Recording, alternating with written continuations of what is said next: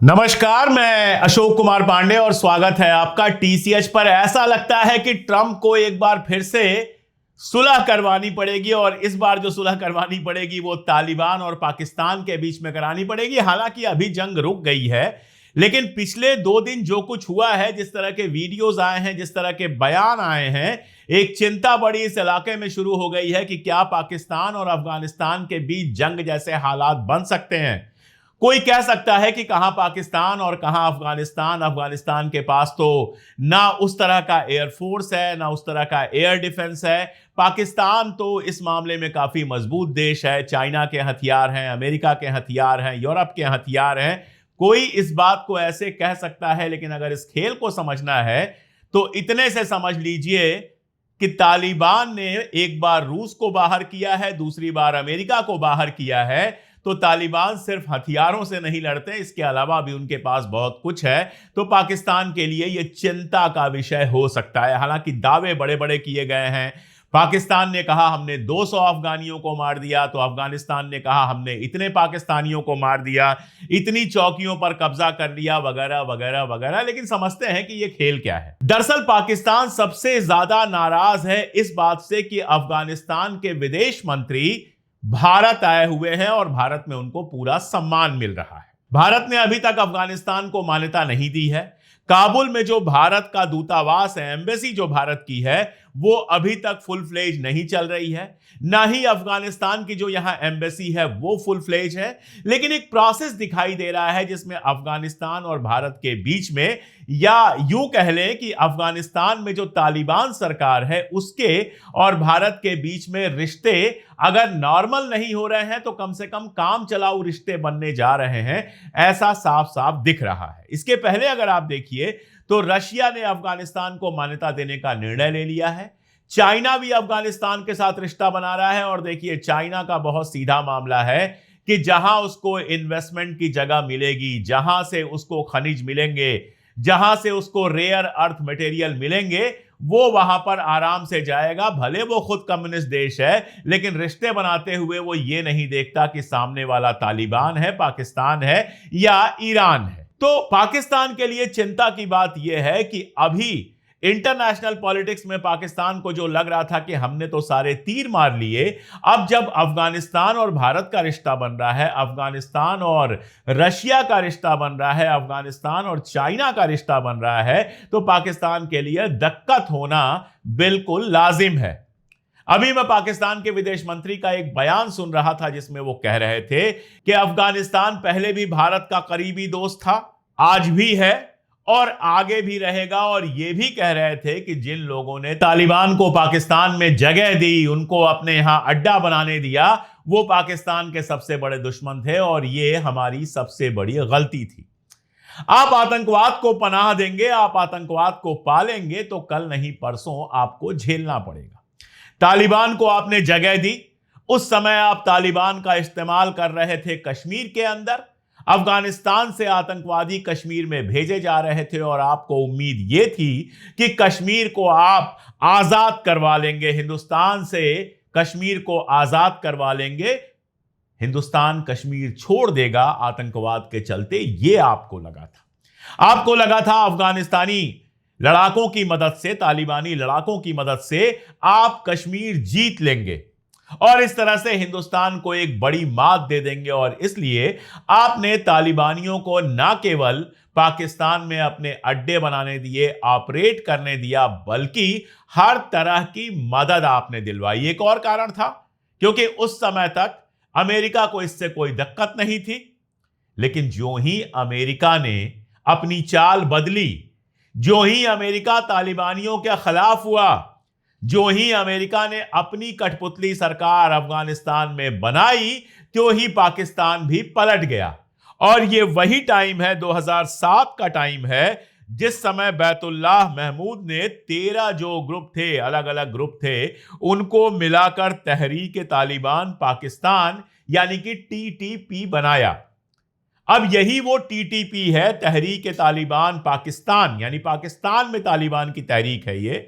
जिसके ठिकानों पर हमले के बहाने अफगानिस्तान में हमला किया गया था, जिसको तालिबान ने अपने देश के ऊपर हमला माना, रिटेलिएट किया और पाकिस्तान और अफगानिस्तान के बीच में छोटी सी सही जंग जैसी होती दिखाई दी। तो आप अगर अमेरिका के रास्ते पर ही चलेंगे, आप अगर कट्टरता को लगातार बढ़ावा देंगे, तो आपसे भी ज्यादा कट्टर पैदा हो जाएंगे और जिस दिन आप अपनी चाल बदलेंगे वो आपके खिलाफ हो जाएंगे। तहरीक तालिबान अगर देखें, तहरीक तालिबान पाकिस्तान की बात हो रही है, अगर उसको आप देखें तो बिल्कुल यही आपके समझ में आता है। आप इस्लाम की बात करते हैं तो तहरीक तालिबान पाकिस्तान यानी कि टीटीपी कहता है कि आपकी सरकार और आपका मुल्क जिस इस्लाम को फॉलो करते हैं वो सही इस्लाम नहीं है। सही इस्लाम वो है जो तालिबान फॉलो करता है।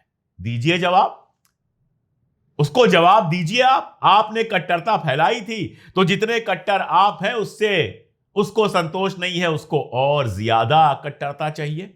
वो अमेरिका की खुली मुखालिफत करता है। आपका अमेरिका के बिना काम नहीं चलने वाला। उसके लिए शिया दुश्मन है। कितने हजारा मुसलमानों को अफगानिस्तान में मारा गया है यह कोई भी इंटरनेट पे सर्च करके देख सकता है। आप ईरान के साथ दोस्ती चाहते हैं तो बताइए कैसे पटेगी। दरअसल तालिबान पाकिस्तान के बीच का जो खेल है वो बेहद खतरनाक खेल है।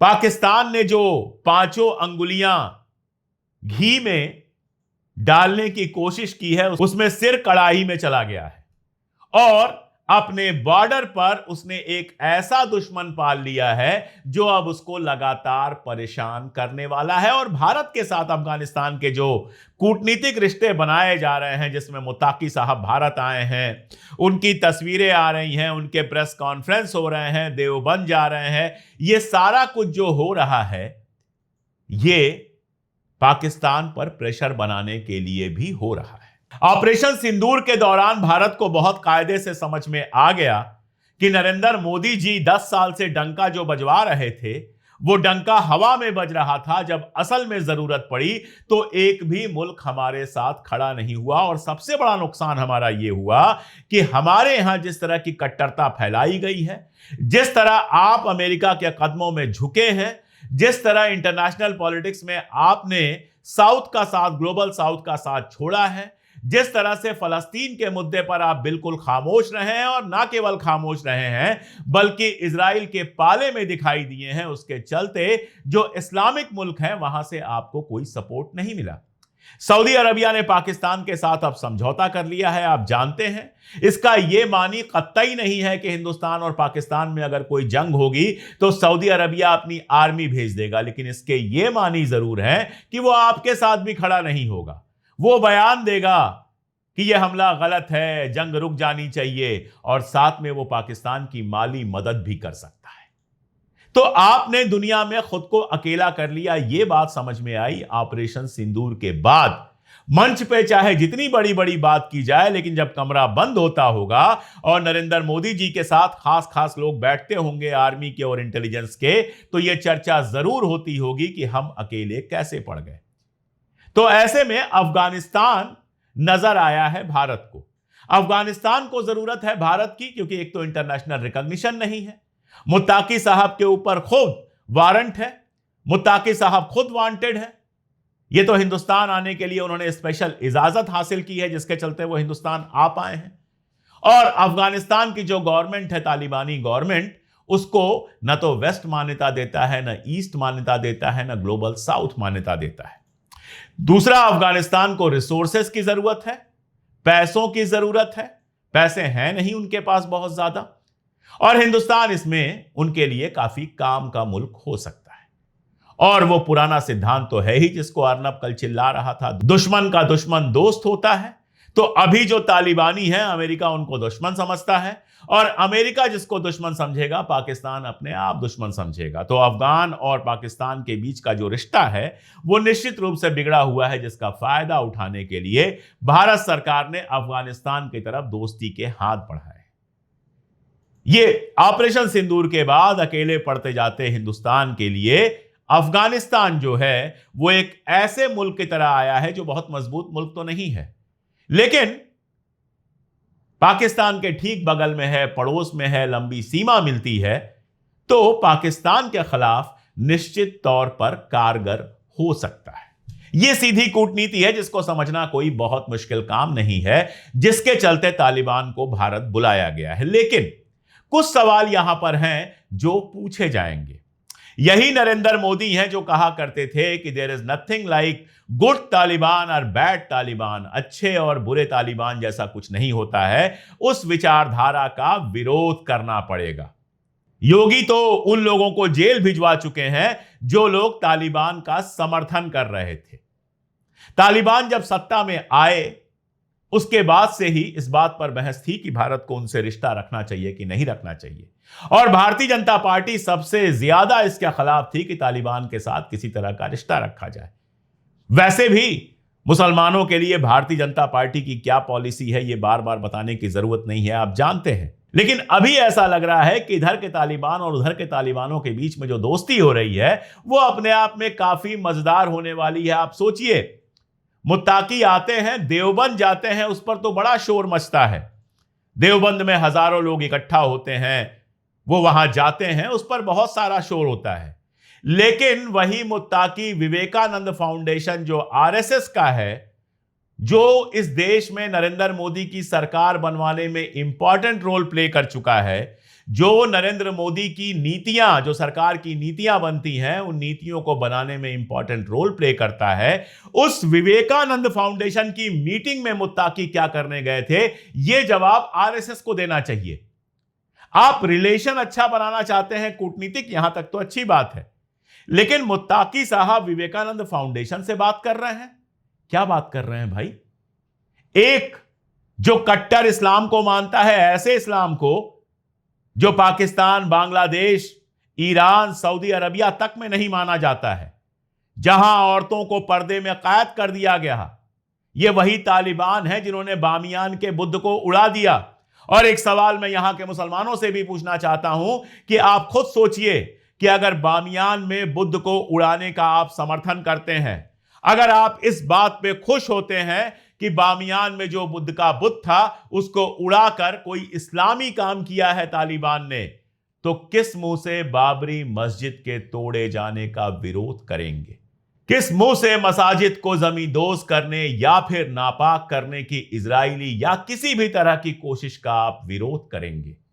बामियान में बुद्ध के बुत को उड़ा देना और बाबरी मस्जिद को तोड़ देना मेरे लिए यह एक तरह की बर्बरता है। अगर आप एक का विरोध नहीं कर सकते हैं तो आपको कोई हक नहीं है दूसरे का विरोध करने का।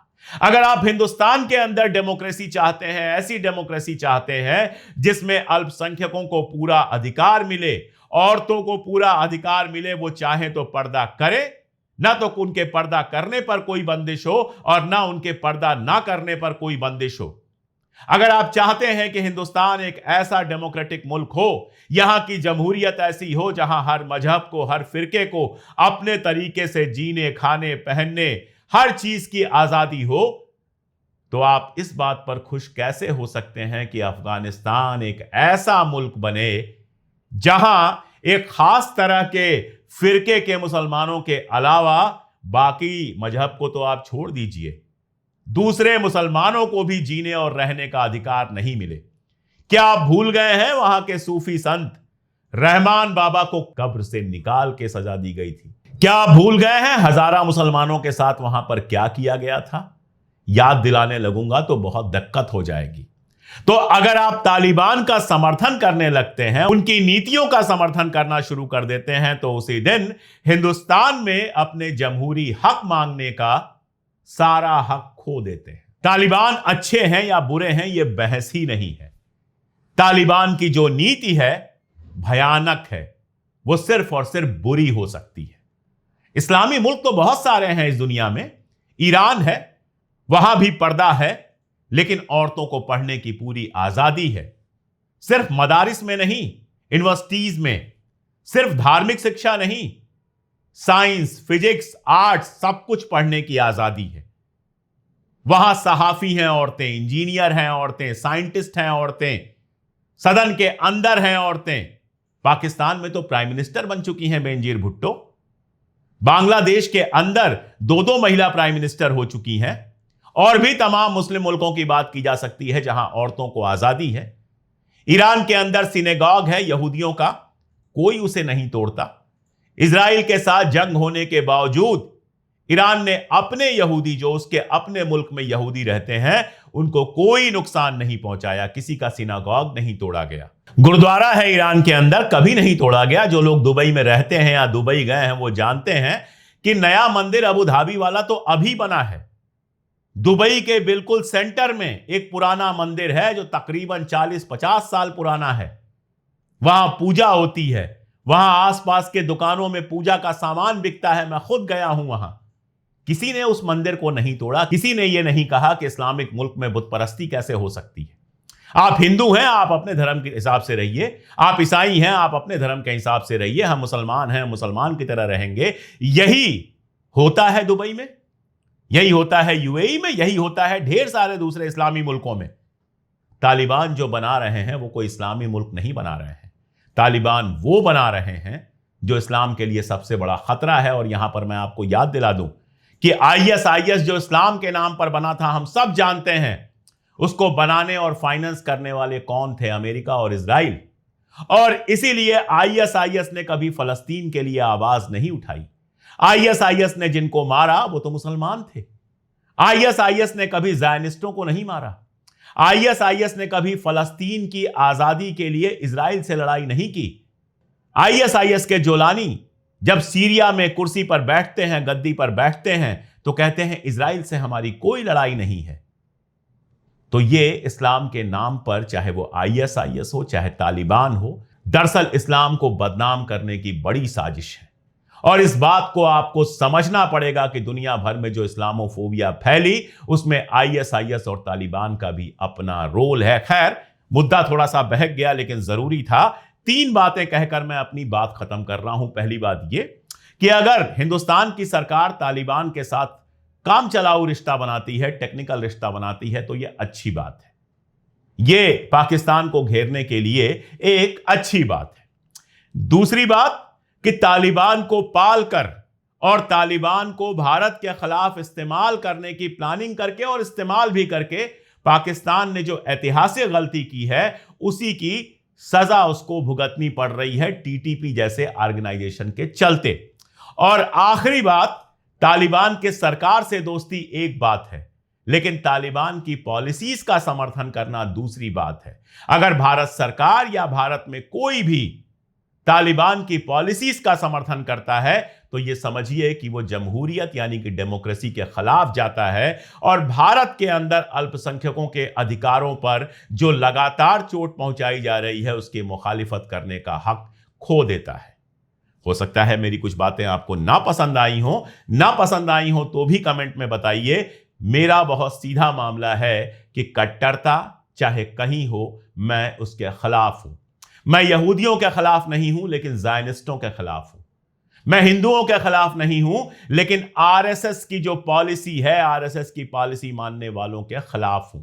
मैं मुसलमानों के खिलाफ नहीं हूं लेकिन तालिबानी और आईएसआईएस टाइप का जो इस्लाम बनाने की कोशिश की जाती है मैं उसके बिल्कुल खिलाफ हूं, क्योंकि कट्टरता समाज में जो सबसे कमजोर लोग होते हैं, जो अल्पसंख्यक होते हैं, सबसे पहले उनको नुकसान पहुंचाती है और अक्सर उस मकसद के ही खिलाफ काम करती है जो अपना मकसद पहले घोषित कर चुकी होती है, जो पाना चाहती है उसके खिलाफ काम करती है। दुनिया का इतिहास इसका गवाह है।